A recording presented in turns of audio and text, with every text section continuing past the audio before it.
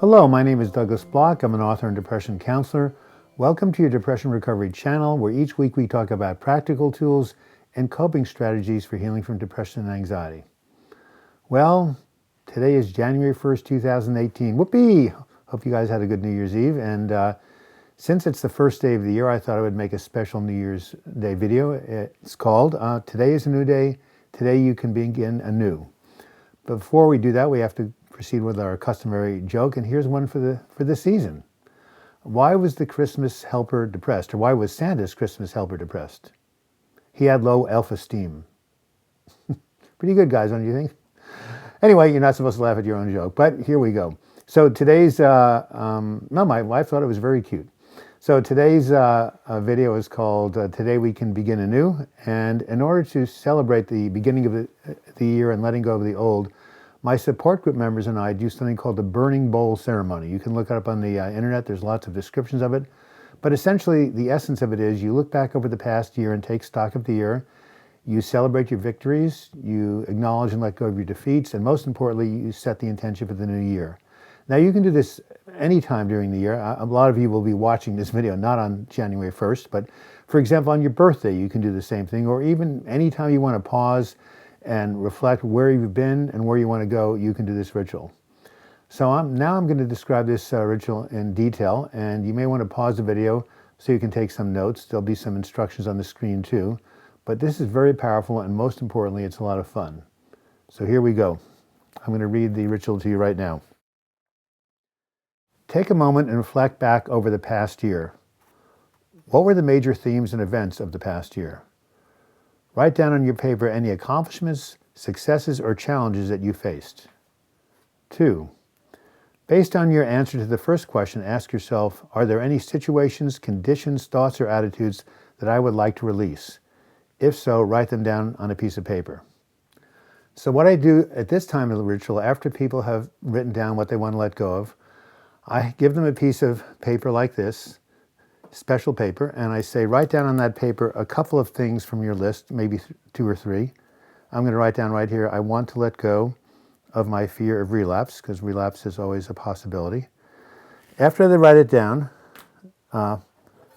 we take this bowl here and we put it down on the table, and then holding above the bowl is the paper, so when it burns, it falls into the bowl, and it goes something like this.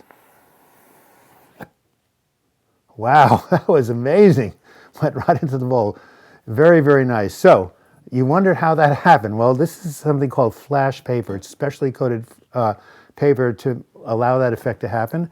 And if you'd like to try it yourself, you can just Google the term flash paper. And there are a number of places online where you can get it. Now, obviously, you want to do this in a place where there's nothing flammable nearby. We hold it over the coffee table with the bulb beneath it. And the 15 years I've been doing this, it's worked every time. So that's step 2. Finally, look ahead to the new year and formulate goals for the next 12 months. They can be personal and/or professional goals. You can organize them around the categories of health, finances, work, personal relationships, and spiritual development.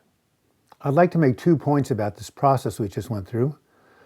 First, no matter what your past difficulties were or what you may be facing now, you can always begin anew.